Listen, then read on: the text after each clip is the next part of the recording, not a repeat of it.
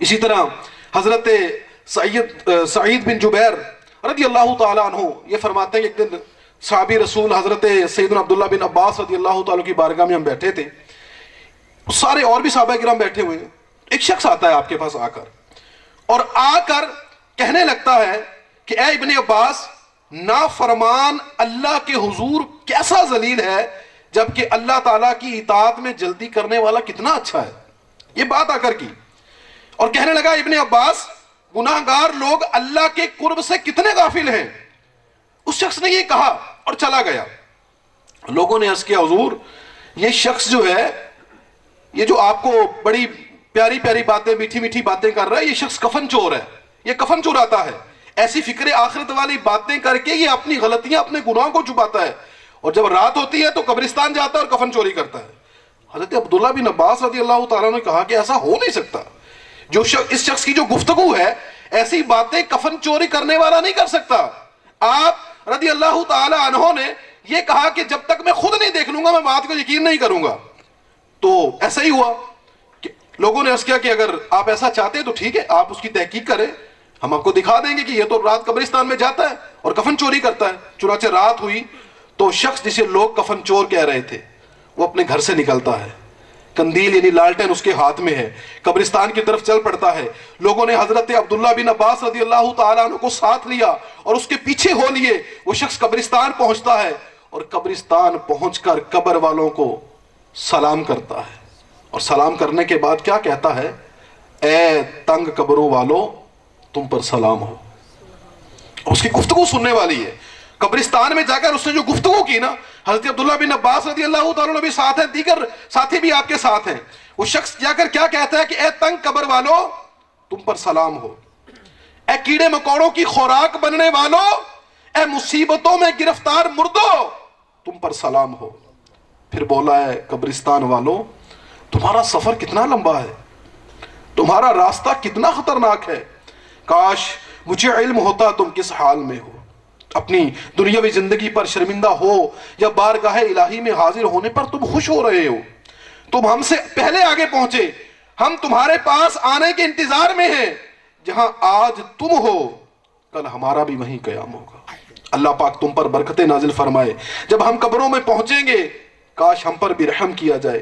راوی کہتے ہیں اس شخص نے اپنے لیے وہاں ایک قبر کھودی ہوئی تھی، خالی رکھا ہوا تھا۔ قبرستان والوں سے کلام کرنے کے بعد یہ شخص اس خالی قبر کے اندر داخل ہو گیا اور پھر اپنے رخسار جو ہیں وہ زمین پر رکھ دیے، اور اپنے رخسار زمین پر رکھ کر وہ زور زور سے کہنے لگا، ہائے میری خرابی، جب مجھے تنہا قبر میں رکھ دیا جائے گا، قبر مجھے پکار کر کہے گی تیرے لیے خوش آمدید نہیں ہے، میں تیرے لیے وسیع نہیں ہوں، تو میرے اوپر رہ کر میرے رب کی نافرمانی کیا کرتا تھا، آج تو میرے اندر آیا ہے، آج تو میرے اندر آیا ہے، اب میں تجھ پر تنگ ہو جاؤں گی، آج تجھے بلاؤں میں گرفتار کر دیا جائے گا۔ ہائے ہائے، پھر جب روز قیامت میں اپنے قبر سے نکلوں گا، میرے گناہوں کا بوجھ میری پیٹھ پر ہوگا، میرے ماں باپ مجھ سے دور بھاگیں گے۔ آہ حشر کا میدان، جب ایک پکارنے والا مجھے پکارے گا، میں اپنے پڑوسیوں کی صف سے نکل کر سامنے آؤں گا، میرے پوشیدہ گناہ جو لوگوں سے چھپ چھپ کر میں نے کیے تھے، ان لوگوں کے درمیان شرمندہ اور ذلیل کھڑا ہوں گا، میرے گناہ دکھائے جائیں گے، میرا غم طویل ہو جائے گا، پھر میں رب کی بارگاہ میں پیش کر دیا جاؤں گا۔ ہائے وہ کیسا سخت وقت ہوگا۔ اللہ فرمائے گئے بندے، تو گناہ کرتے وقت لوگوں سے تو چھپ جاتا تھا، مگر میں تو تجھے دیکھ رہا تھا، کیا میرا دیکھنا تیرے لیے کچھ اہمیت نہیں رکھتا؟ یہ کہتے کہتے وہ شخص بے ہوش ہو جاتا ہے۔ جب اسے ہوش آتا ہے تو آسمان کی طرف دیکھتا ہے، آسمان کی طرف دیکھتے ہوئے اللہ پاک کو پکارنے لگتا ہے۔ حضرت عبداللہ بن عباس رضی اللہ تعالیٰ عنہ دور کھڑے یہ سارا منظر دیکھ رہے ہیں۔ اب آپ آگے بڑھے اور جس قبر کے اندر وہ شخص لیٹا ہوا تھا اس کے قریب تشریف لائے اور فرمایا، پیارے دوست، تو نے گناہوں سے بچنے کا کیسا پیارا طریقہ اختیار کیا ہے، گناہوں سے بچنے کا کیسا پیارا طریقہ اختیار کیا ہے۔ ہاں، اس طرح سے گناہوں کو جڑ سے اکھاڑ دیا جاتا ہے۔ اور پھر فرمایا لوگوں کی طرف چہرہ کرتے ہوئے کہ اگر یہ شخص کفن چور ہے نا، اگر یہ کفن چرانے والا ہے، تو کاش ایسے کفن چور ہم سارے ہوتے۔ یہ کیسا کفن چور تھا، کیسی نصیحتیں کرنے والا تھا. میرے پیارے اسلام بھائیو، آپ نے دیکھا کہ وہ شخص قبرستان میں جا کر عبرت حاصل کرتا ہے، قبرستان میں جا کر مردوں سے کلام کرتا ہے، گفتگو کر رہا ہے اپنے آپ کو عبرت میں ڈالنے کے لیے. اور اسی قبرستان میں ایک قبر بنائی ہوئی ہے، اس قبر کے اندر، خالی قبر کے اندر لیٹ کر تصور کر رہا ہے کہ میں نے بھی جانا ہے اس قبر کے اندر. آج غور کریں میرے پیارے اسلامی بھائیوں کہ کوئی ہمارا عزیز فوت ہو جائے، رشتہ دار فوت ہو جائے، اس کی قبر میں تھوڑی دیر کے لیے ہمیں اترنا پڑ جائے، کوئی عہد نامہ رکھنے کے لیے یا ویسے بعض اوقات قبر کو دیکھنے کے لیے کہ قبر کیسی ہے، ہماری کیسی حالت ہو جاتی ہے، تھوڑی دیر کے لیے اترنا پڑتا ہے تو ہماری حالت غیر ہو جاتی ہے. بلکہ بعض تو لوگ ملتے ہیں بعد میں کہ ہم قبر میں اترے تھے، ہمارا عزیز فوت ہوا تھا، قبر میں اترا تھا کچھ دیکھنے کے لیے، مجھے بخار ہو گیا، مجھے یہ مسئلہ ہو گیا، خوف طاری ہو جاتا ہے. یہ زندگی کا عالم ہے. ابھی تو قبر کھلی ہے بالکل، صرف قبر کے اندر اتر کر ہم صرف قبر کا منظر دیکھ رہے ہیں. غور کریں، تصور کریں کہ وہ منظر کیسا ہوگا کہ جب یہ قبر کھلی نہیں ہوگی بلکہ اوپر سے بند ہو جائے گی، اس میں روشنی نہیں ہوگی. ابھی دن میں کوئی مردہ دفن کیا جا رہا ہے تو قبر کھلی ہوئی ہے، روشنی بھی ہے، دیکھا بھی جا رہا ہے، سارے پاس بھی کھڑے ہیں، پھر بھی کیسی حالت ہو جاتی ہے. کیا کبھی ہم نے تصور کیا ہے، کیا کبھی مرنے کو یاد کیا ہے کہ ہم نے بھی مرنا ہے، ہم نے بھی دنیا سے جانا ہے؟ وہاں کیا حالت ہوگی؟ وہاں لوگ پاس نہیں ہوں گے، مٹی ڈال دی جائے گی، بلکہ جو جتنا زیادہ گہرا دوست ہوگا نا وہ بھی قبر کو اچھے طریقے سے بند کر رہا ہوگا، اچھے طریقے سے مٹی ڈال رہا ہوگا کہ کہیں کوئی سوراخ رہ نہ جائے جہاں سے کوئی چیز اندر چلی جائے. سب سے زیادہ پیار کرنے والا بھی یہ حالت کر رہا ہوگا. میرے پیارے اسلامی بھائیو غور کیجئے، ہم نے قبروں کو کچھ سمجھا ہی نہیں. صحیح بات ہے، ہم قبرستان جاتے بھی ہیں تو عبرت نہیں لیتے، قبرستان جا کر بھی توبہ کی طرف مائل نہیں ہوتے، گناہ چھوڑنے کا ارادہ نہیں کر پاتے. بلکہ اب تو معاذ اللہ قبرستان بھی جاتے ہیں، دفناتے بھی ہیں تو عجیب و غریب باتیں ہو رہی ہوتی ہیں، کاروبار وہاں چل رہے ہوتے ہیں، ہمارے کاروبار کی باتیں ہو رہی ہیں، گپ شپ ماری جا رہی ہے، کھلکھلا رہے ہیں، ہنس رہے ہیں، عجیب و غریب صورتحال ہے.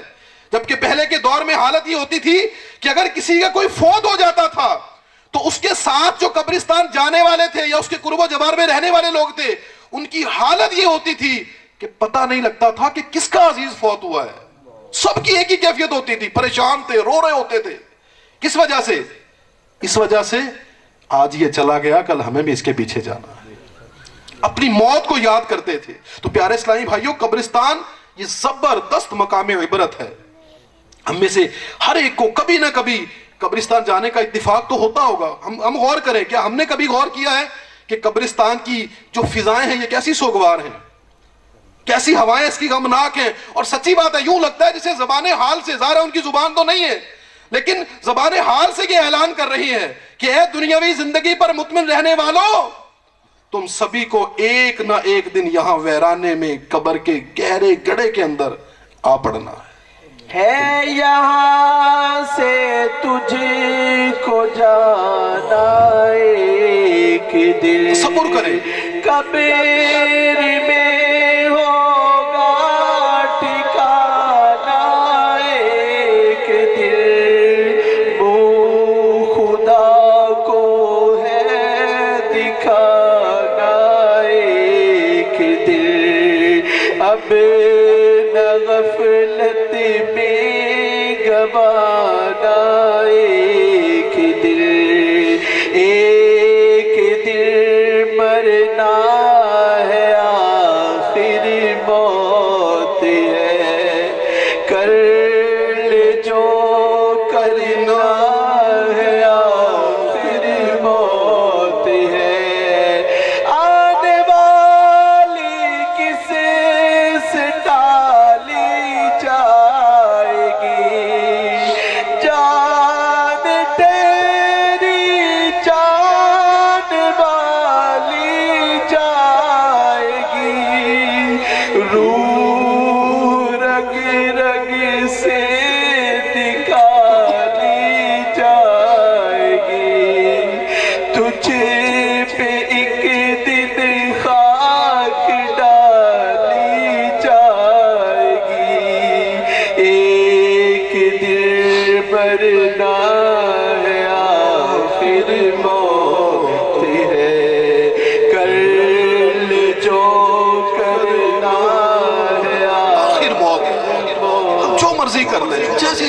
گزار لیں، جو عیاشیاں کر لیں، موت کو بھول بھی جائیں تو موت ہمیں نہیں بھولے گی۔ ہوتا نا بعض اوقات دل میں خیال آتا ہے، کوئی مذہبی ماحول کی طرف جانے والا ہوتا ہے، گھر میں بات کر دے موت کی، مرنے کی، تو بعض اوقات گھر والے ڈانٹتے ہیں کہ کیا باتیں کر رہے ہو، مرنے کی باتیں کر رہے ہو، موت کی بات کر رہے ہیں ہمارے گھر میں۔ مجھے بتائیے میرے پیارے اسلامی بھائیوں، کیا گھر میں موت کی بات کریں گے تو موت نہیں آئے گی، یا نہیں کریں گے تو موت نہیں آئے گی؟ موت نے تو آنا ہی آنا ہے، آپ یاد کریں نہ کریں، قبر تو آپ کو روزانہ یاد کر رہی ہے، موت نے تو آنا ہی آنا ہے، آپ موت کا تذکرہ کریں نہ کریں، یہ نہیں ہو سکتا کہ ذکر نہ کریں تو موت نہیں آئے گی۔ آپ ذکر کریں نہ کریں، آپ بھول جائیں بھلے موت کو، لیکن یاد رکھیں موت ہمیں نہیں بھولے گی، قبر ہمیں نہیں بھولے گی۔ اور ہمارے اسلاف، ہمارے بزرگان دین یہ قبروں کو بھولتے نہیں تھے، عبرت لیتے تھے، عبرت پکڑتے تھے۔ نواسہ رسول حضرت امام حسین رضی اللہ تعالیٰ عنہ کے متعلق روایت ہے کہ جب آپ قبروں کو دیکھتے تو کیا پیارا جملہ، عبرت والا جملہ ارشاد فرماتے کہ اوپر سے یہ قبریں کیسی بھلی لگتی ہیں مگر مصیبت تو ان کے اندر ہے۔ اوپر سے تو ایک جیسی لگ رہی ہیں، کچھ پتہ نہیں لگ رہا کیسی ہیں، پکی قبریں بنا دیتے ہیں، خوبصورت قبریں بنا دیتے ہیں، اوپر سے بڑی بھلی لگ رہی ہیں، لیکن اصل مصیبت تو ان کے اندر ہے۔ اگر رب کی نافرمانیاں کرتے ہوئے، رب کو ناراض کرنے والے کام کرتے ہوئے بغیر توبہ کیے مر گئے تو پھر واقعی مر جائیں گے، پھر پھنس جائیں گے۔ تو خدا را قبر سے عبرت حاصل کریں، قبرستان سے عبرت حاصل کریں۔ اگر ہم کوشش کریں، اپنا معمول بنائیں، قبروں میں جانا اختیار کریں، قبرستان میں جانا اختیار کریں۔ اور پھر آپ فرماتے ہیں کہ مصیبت تو ان کے اندر، اور پھر اور بڑی اگلا جملہ کمال کا فرمایا اللہ کے بندو دنیا میں مشغول نہ ہو جاؤ، بے شک قبر عمل کا گھر ہے، نیک اعمال کر لو، ان سے غفلت مت برتو۔ روزانہ یہ کرتی ہے پکار، قبر روزانہ یہ کرتی ہے پکار، مجھے میں ہے کیڑے مکوڑے بے شمار، یاد رکھ میں